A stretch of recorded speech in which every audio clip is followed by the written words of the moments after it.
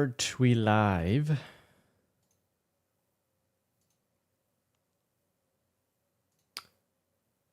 I do believe we are. Is that true? Or am I lying? Can I hear myself? Yes, I can. Cool. It's true. Okay. I want to kind of ramble a little bit today. I have a couple of things that I want to talk about. This is very unusual for me because it's going to be mostly just unscripted, raw, unprepared, just speaking from the heart a little bit. I want to talk about the future of independent animation. And then after that, I want to talk a little bit about something I've discovered when it comes to energy, which sounds weird, but it's been pretty profound in my life, at least, to understand how to have more energy. Because it's like literally everything in life, right? Having more energy. Anyway, so I want to talk about the future of independent animation, and specifically, I've really been diving deep into Claynosaurs. And for those of you who don't know what Claynosaurs is yet, it's fascinating. It was started by, well, I don't know too much about the other founders or the other people involved yet, but I'm gonna look more into that. But Nicholas Cabana was one of the co-founders of Claynosaurs. Worked on a bunch of cool projects for a lot of big studios.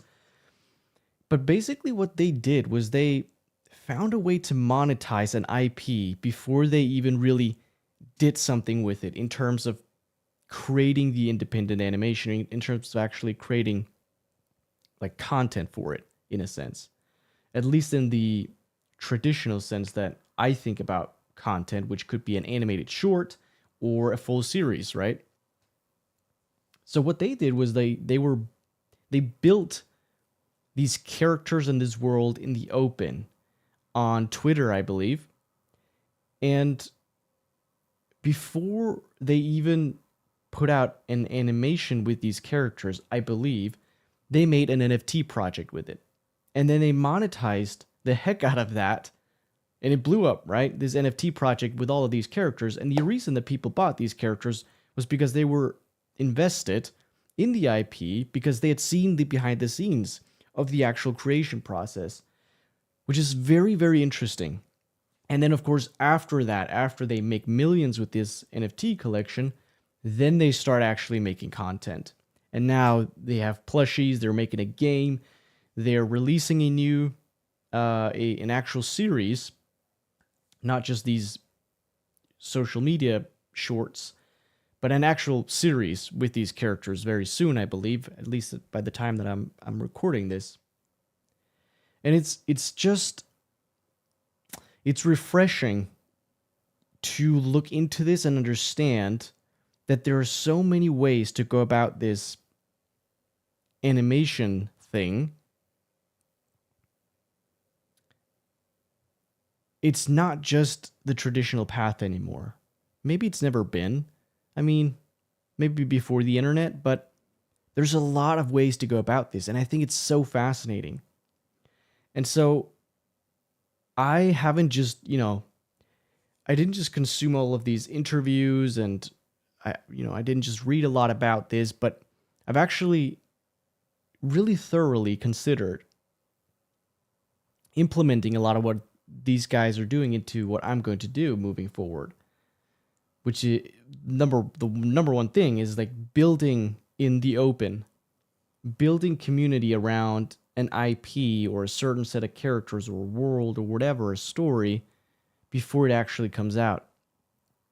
And I think Nicholas Cabana, one of the co-founders of Claynosaurs, hit the nail on the head with what he said in regards to, in the traditional world, Netflix or Disney or whatever, all these big studios and what have you, they build behind closed doors. We don't really see them release, rough explorations of different characters or the storyboard animatics, or maybe sometimes they'll release some behind the scenes footage of if it's celebrities in the booth recording voices. but it's so limited what they release. And if they spend millions of dollars on a new IP and they don't build a community behind for that IP before releasing it, there's a really big chance that it could be a flop. And you're just kind of like crossing your fingers that it won't be. But the whole purpose of building something in the open is that it's also your testing ground. Like, you actually get to test if this IP is even worth pursuing. Because if I can think up a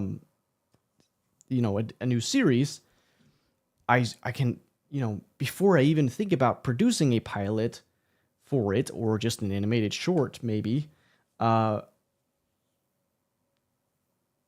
can put the things out there that I'm working on. Like, so it could be sketches of the characters, it could be sketches of backgrounds, maybe a small piece of a storyboard, or behind the scenes of the voice actors in the booth. And if that's not gaining any traction, if people don't really care about that, then maybe continuing to work on that project might not be the best idea. Maybe it's, and of course, I mean, there is a lot of variables to it, right? But it's like, if people don't even care about that part of it, like, there's a good chance that they might not care about the finished product. And so maybe it doesn't make sense to put a lot of resources into this particular project and continuing it and even finishing it. Anyway, it's food for thought, but like, the big takeaway, for me at least, from Claynosaurs and the future of independent animation is really building community before the project is even finished. And it never occurred to me until I started looking into Claynosaurs. Building community before the thing is even made. Wow. It sounds so obvious in hindsight, of course, but I had never thought about that. And I think that's so interesting. So it's sort of what I'm doing with my vlog series.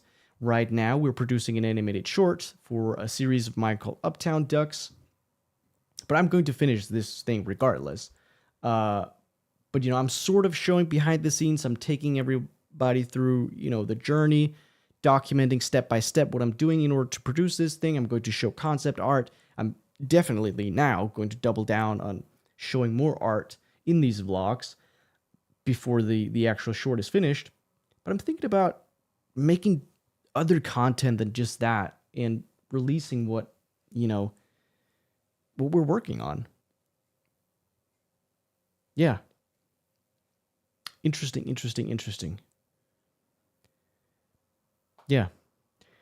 That's it. If you this is a different type of video for me. This is just like kind of raw. I just jumped in front of the webcam here,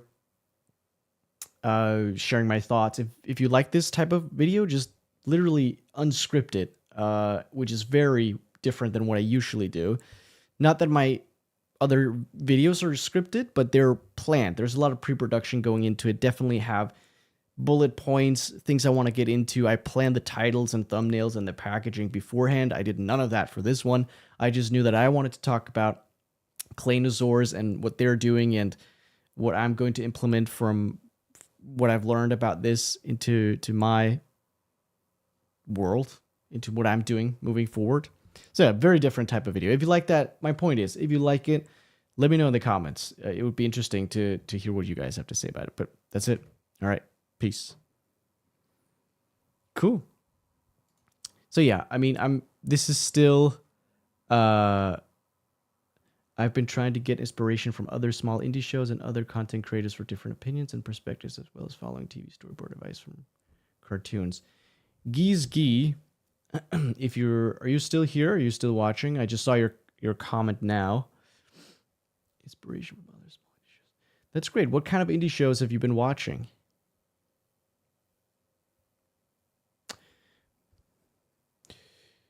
I can't tell if you're still here. Oh, you are. Okay. What kind of shows have you been watching and getting inspiration from?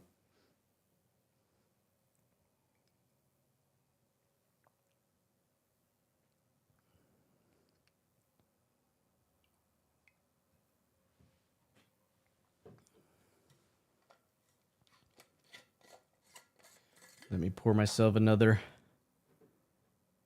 bit of water.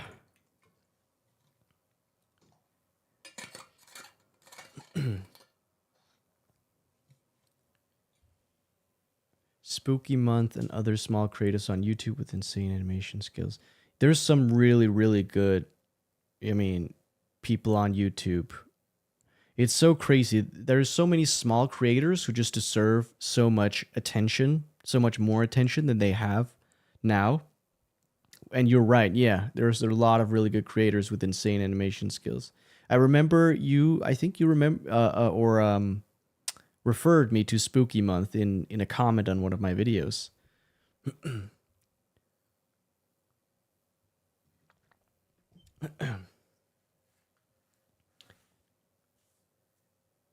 One person made an animation movie within 6 years. Wow, just one person? There are some dedicated people out there. I mean, hats off for that. Wow. Yeah, an entire movie with just one person.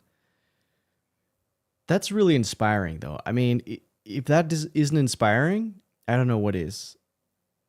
One person can do that. I mean, yes, it's going to take a lot of time, but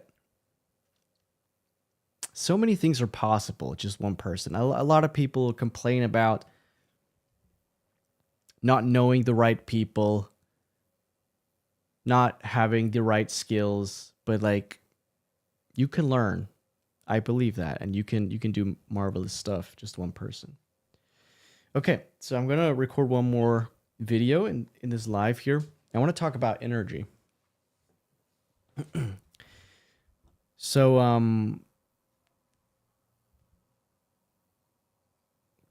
one last sip of water. I want to talk about energy because it's one of those things that it's very intangible, but yet it's so important. I used to think that money was the biggest and most important currency. Then I thought time was the most important currency. But now I think it's energy. It's weird because you can measure money and time, but not really energy, right? It feels like this kind of woo-woo thing. But I can have all the money in the world, but if I don't have the time to spend it, I mean, what's the point? And I can also have all the time in the world, but if I don't have the energy to do what I want to do in that time, then what's the point? And so my rationalization, that's a word, isn't it? Is that energy, it's kind of everything. And it is taking me so many years to understand how to get more energy. I mean, there are the simple things that everybody know, right? Eat right, exercise, and sleep, right? Those three core physical things, biological physical things that give us more energy. But I've been working almost every hour of almost every day for the past 2.5 years, and I'm very tired. I think I eat pretty good for the most part. I sleep okay, fairly well, and I exercise almost every day. And so, but there's still levels to unlock when it comes to energy. And it's not that hard work necessarily always drains energy. I think there are other aspects or other things that drain energy way more. I think anxiety and stress are definitely up there. Worrying are definitely up there in terms of energy takers. I don't necessarily think that working hard and working a lot causes stress and anxiety or worry. It doesn't have to, at least.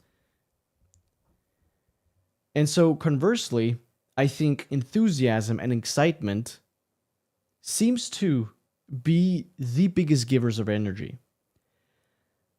And that took me a long time to understand. There were periods when I was working towards this goal of mine of creating an animated series where I was not very enthusiastic or excited about the work. And I felt that in my energy levels. I woke up and didn't really want to get to work.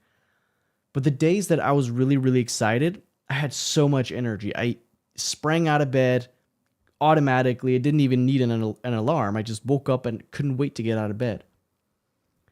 And so I've really tried to think a lot about how can I eliminate stress, anxiety, and worry as much as possible and increase excitement and enthusiasm as much as possible. I also think there are a lot of different types of tired that I never really thought about. And so every time that I wanted more energy, the common advice that I kept hearing people talk about was either obviously just sleep more. If you're tired, sleep more. But the other one is don't work, right? Like take a break from work. And that one just never really felt right to me because every time I did take a break from work, when I would get back to work, I would still be tired and it didn't feel refreshing. And so I don't necessarily think that the answer is stop working. I think what matters way more is what we do in that time when we stop working. So I could stop working, but still do something that makes me tired, even though it's not the work. And I'll explain what I mean, because I think this is crucial. It has been crucial for me to understand how to get more energy. So there's a lot of different types of tired. And one solution does not fix all of them. Just like how the Eskimos have like I think 20 different words for snow, for all the different statuses or states of snow, we should have like 20 different words for tired. And I don't mean like synonyms like exhausted. Like exhausted and tired kind of means the same thing, it's just different words, but like different kinds of tired. There is sleepiness, there's decision-making fatigue, there's creative tired, there's like physically tired if I've been working out, but there's also like I could be tired in my muscles, but I could also be tired from a run, like in my respiratory system. So there's like so many different types of tired. And telling me that if I'm exhausted that I should just stop working is not enough. I need to identify which type of tired I am. Sometimes it's because I've been making a lot of decisions, heavy, important decisions for 7 days straight. If I want to get energy back, then what I need to do is rest that part of my brain. I need to rest the decision-making part of my brain. And so maybe like that's where the advice stop working and rest doesn't really, well, rest of course, yes, but how do I rest? Like if I stop working and I play a video game where I have to make a lot of decisions in that video game, I am technically resting because I'm not working, but I am still using that part of my brain. I'm still using the decision-making part of my brain, right? Or if I am creatively fatigued because I've been drawing sketches of characters or really, writing a script and I'm trying to come up with a lot of funny jokes, etc., etc. Like my creative part of my brain is exhausted. Playing something like Minecraft or now Hytale, which can be a very creative game if you build stuff or whatever, that's not going to rest that part of my brain. And this took me so long to understand, but it's been literally life-changing for me to understand that generic rest just not working might not necessarily be restful for me. And so I need to, if I feel exhausted, I need to identify what kind of tired I am. And then I'm going to stop doing that thing for however long and rest that part. Same with exercising, right?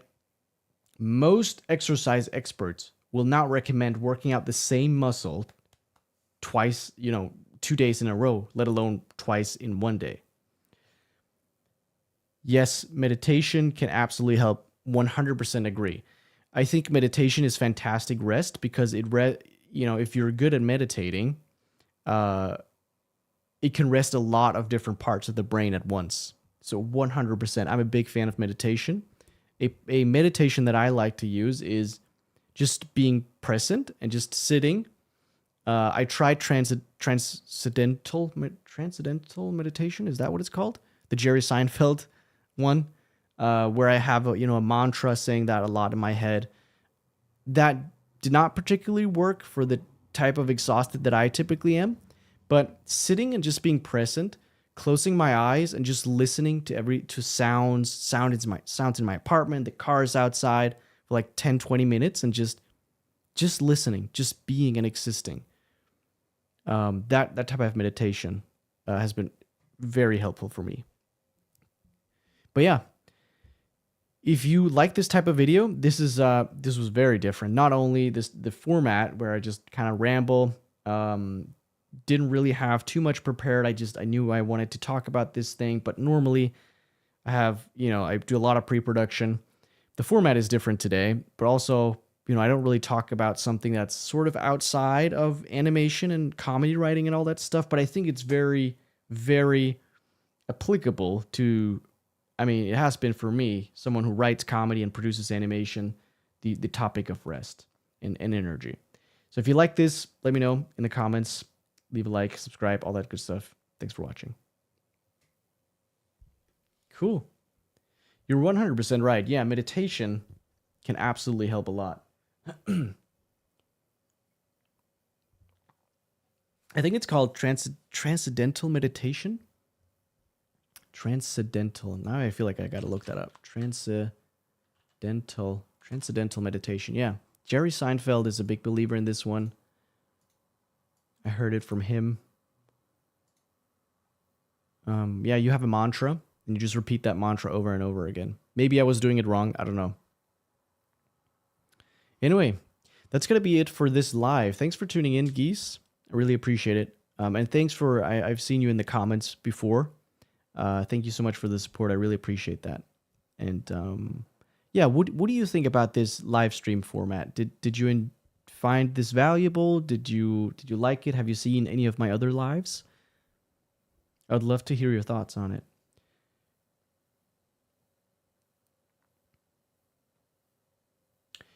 The duck show you're creating is so cool. Thank you. So far, does it have any based shows related to it? I don't know if it has any base shows related to it, but it was definitely inspired by something like American Dad, maybe a bit of Family Guy.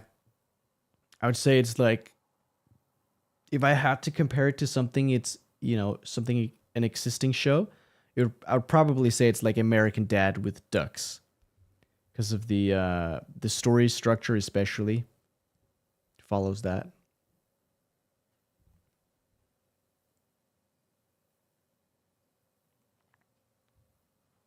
And thank you, by the way. I hope we can get that show done in by the end of October.